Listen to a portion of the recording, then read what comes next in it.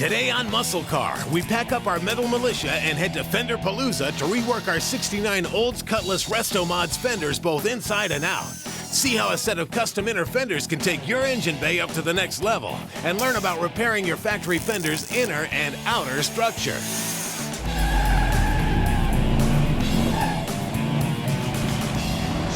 Well guys, it's been a while since you laid eyes on this old girl, but here she is. Today we're going to get back to work on our '69 Olds Restomod. This car started as a typical '69 Cutlass. Once we got it torn down, we began the rebuilding process with the top-of-the-line Art Morrison GT chassis. The body has seen piles of custom metal mods, including a one-off spoiler, bumper mods, and a custom firewall. For a power plant, we're going to rock this LSX 454 with an over-the-top carbon XR intake. When it's all said and done, the idea behind this car is a modded out custom tribute to the classic Hurst Oldsmobiles. Now you guys might remember back when we was putting the firewall in this car, we brought in an up and coming sheet metal guy in the industry, Mr. Brad Starks with Brad Starks Rod and Customs out of Paducah, Kentucky.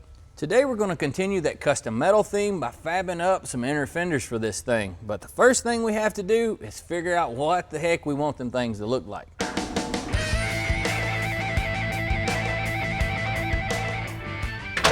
Now we went ahead and dropped the radiator in place because whenever you're going to design something like we are, you need to know where all the components are going to be. Now this inner fender is going to have to serve two different roles, form and function, because we want it to look sleek and at the same time protect certain components. Now what we're thinking, we're going to take a panel and attach it to the bottom of the fender and trim off this to dress up that lip, and then have it come out and break over.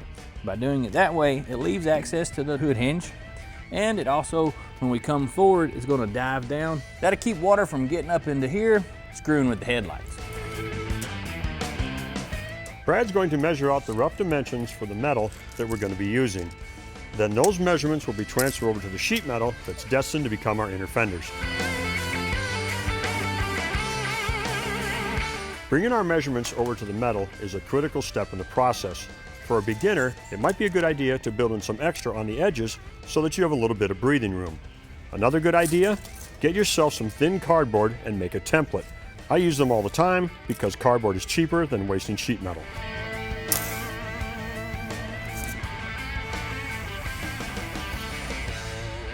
Now a lot of you guys out there might think you need to have a plasma cutter to do this kind of sheet metal work, when actually you can do a whole lot cleaner, more accurate work using one of these more affordable electric shears. The problems with using a plasma cutter is due to the excessive heat, you get warpage in your panel, you have slag builds up on the edge that you have to spend the time to come back and grind it off, and you don't get as accurate of a panel fitment to do a nicer weld.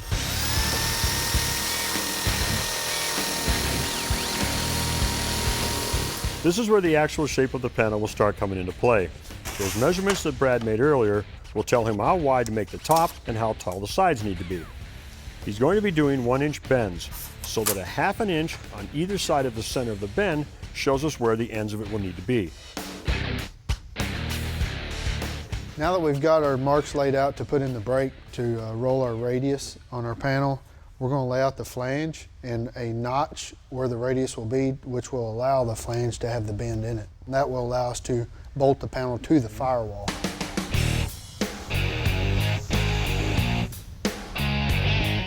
These angles will become relief cuts that will allow the metal to bend without interfering with itself and getting wrinkled up. No need for fancy stuff here. A set of tin snips will do the job. Sometimes the snips can chew up the edges a little bit, so some quick attention with a body hammer and a dolly will help flatten that out. The sheet metal brake will make the 90-degree bend that butts up against the firewall at the rear of the inner fender. Then this little homemade radius bar will help to make the gradual bend instead of a straight 90.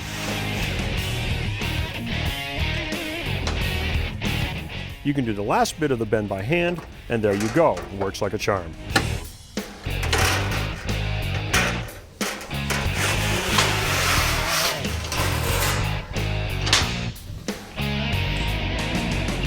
Okay.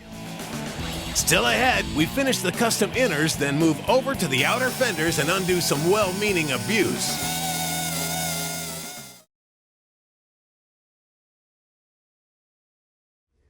Well, all right, guys, we're well on our way of fabbing up some inner fenders for our Oldsmobile project. We've got the rear piece made, also the front piece that's going to bolt to the core support, and then our mid piece that we're going to set into place that connect all three of them together.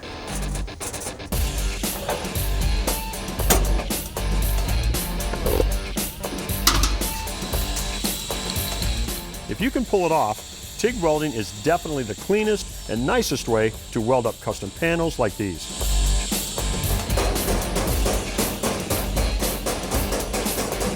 Now that we have our fender well mocked up, we still have one more piece to make for our transition in this curve. We want to try to make it follow the curvature of the frame. So what we're going to start with is just a rough cut triangle, and we'll use the slip roll and probably the bead roller to put a little bevel on the edges to try to get more of a finished product like this. Each one of these bends and modifications to the metal can be done using hand tools like the hammer and the vise. It takes more time and you really have to be patient so you don't set yourself back. But there's really no better way to learn sheet metal shaping than doing it by hand. All of the welding that is happening right now is strictly for mock-up because it will have to be blown apart in a little bit to put some bead rolls on the edges. When any of us buy metal to work on our cars with, they usually come with oil on them to protect them from corrosion. And what's the first thing we do? Because it works really, really well, we all grab a can of brake clean to wipe them down with and clean them. But when you have chlorine residue on the metal from brake cleaner and then strike an arc on it, the argon from the welder combined with the UV rays creates phosgene gas. Phosgene gas is bad news, folks. It was used as a chemical agent in World Wars I and II, where it gained notoriety for having the smell of musty hay or freshly cut grass. So guys, if you're going to be doing some welding and you need to clean the metal, use acetone. It's not worth the risk. Too many guys, including car builders and welders, have had permanent disabilities and or died from this. It's not worth it.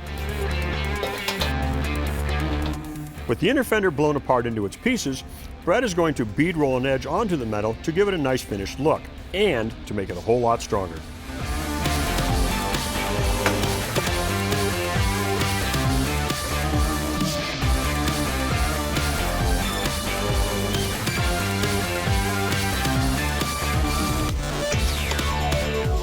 Now for another cool trick. We're going to continue the body lines from the firewall and the fender into the inner fender wells using a bead roller. This is the kind of thing that really brings this stuff up to the next level. That is, the minor details.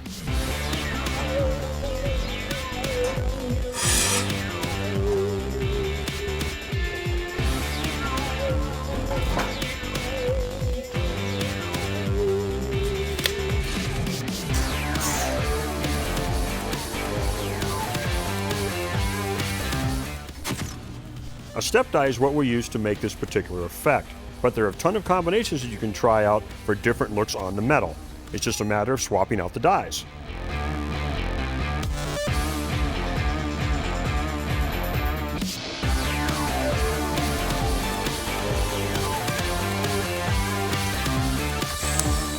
Now the pieces can get TIG back together, this time for good.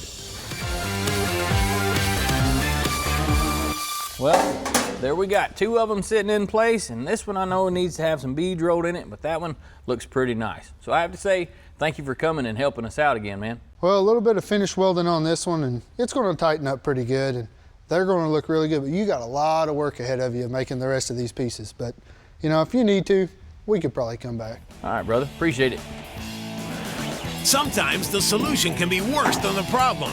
Coming up, we'll show you how to fix a less than stellar repair job on your ride's sheet metal.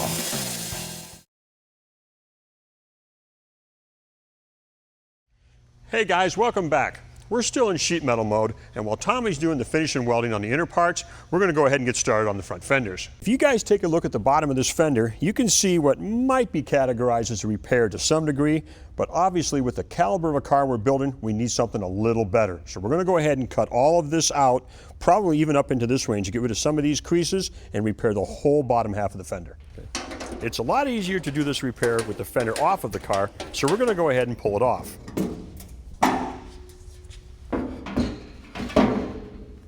Okay, now that we've got our fender up on the table, here's basically where we're going to start. We were lucky enough that these cars are getting to be so popular that year one offers a patch panel for the front fender. And as you can see, it's pretty good size, which is going to really be good for as much of the areas we have to cover. Now when you put this on, you can see how much of the fender it'll actually cover, but you don't have to use the whole panel. With so much of the rest of the fender in good shape, don't be afraid to take this panel and trim it down and cut it to use as little as possible, maintaining the original sheet metal and body lines on the car. You do not have to use the full panel in the big size. We are going to use a lot of the whole panel because of the severe damage so far up into our fender. But what I'm going to do is I'm going to trim it up here and leave the reveal at the lip of the fender here. Because it is a nice sharp line, we want to leave it so we don't have to worry about blending it here later. We'll cut it down the inside of it and bring it out to the fender to match, therefore eliminating all of this out here.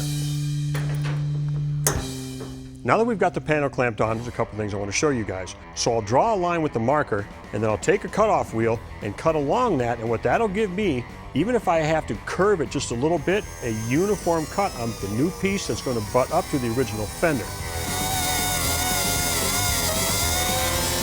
To make this corner cut, I'm going to use a body saw instead of a cutting wheel.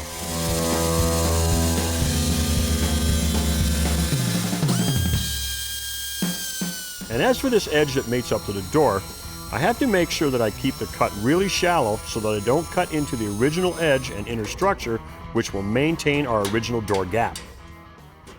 This is the piece we were trying to save, and here's why. Even though the outer skins are available in patch panels, much of the inner structure is not. If you have a panel that has the inner structure in good shape, it can save you a lot of work in the fabrication department later on, because those do need to be there to maintain the strength of the panel. Before I install the new skin, I'm going to use some Extend from Loctite to prevent any further corrosion to our inner structure.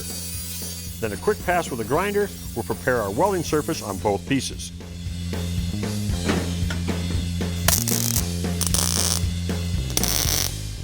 Every once in a while, you guys have heard me talk about what I like to call labor-saving devices, and this is one of them. It's a little magnetic clamp made by Matco, which is going to be great for welding our sheet metal. Let me show you. What I'm going to do is clamp the magnetic side to one end and use the adjustable copper pad on the other to pull the two pieces of sheet metal together to make it even to weld. Remember to avoid welding too much in one area of the repair at one time to minimize the warpage from the heat of the welder. Then I'll chase down the weld with a grinder, and that will complete this step. I had to make an additional patch piece for this spot, but I just used some tin snips and a bit of scrap. Well guys, there you go. I think it looks just a little bit different. Hopefully I got you a couple of good tech tips you can use, a little bit on sheet metal repair. Unfortunately for me, I got to go do one on the other side, so I'm going to get started. Coming up, learn how to recreate the structural components of your body panels to keep them nice and rigid.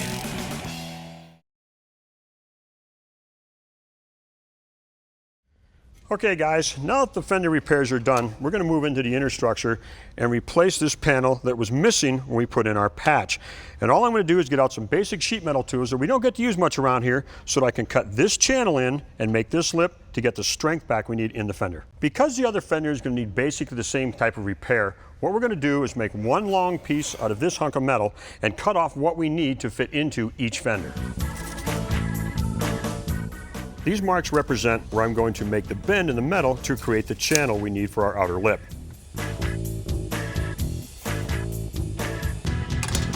One thing I want to mention to you guys, if you have a piece of flat sheet metal and you're going to perform more than one operation on it, you need to think about the sequence in which you're going to do them, because once you go through one operation, you may not be able to back up to do the other. So just make sure you think about it a little bit so you can get all the way through whatever number you're going to get to and finish the piece. We're going to start by using the slip roller to put a slight arc in the metal, which will match the curve of the fender. It's a good idea to leave the rollers open because it's easier to put a little bit of curve in it at a time than to have to take it back out. Then the sheet metal brake will provide the lip that runs along the edge of the fender.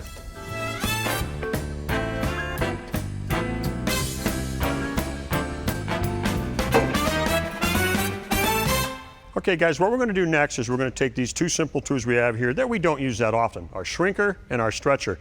And what it's going to allow us to do is put some of our arc back in that I've taken out on the sheet metal brake. The way this works is if you look at the jaws, you can see that both vertically and horizontally they start separated, and they close, shrinking the metal and drawing it together.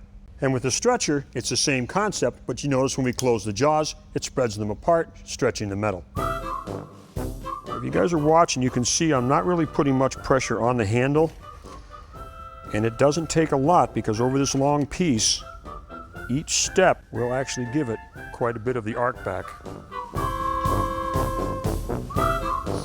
Okay, that's basically all I'm after. Then I'm going to break out another tool that we don't get to use much around here, our Dake power hammer. This will provide a bead which will run along both outer edges of our piece.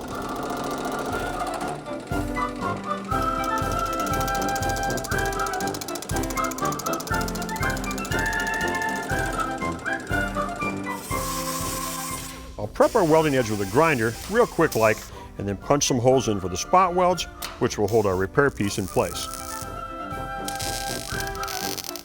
A little more grinder love, and that's just about all there is to it. Huh? Well guys, there you go. It's a pretty basic repair done inside, and even if you don't have the equipment like we have here, you can do it with basic hand tools at home, say this bend here, with just a hammer and a bench vise. If you've got any questions about anything you saw on the show today, Go over to PowerBlockTV.com.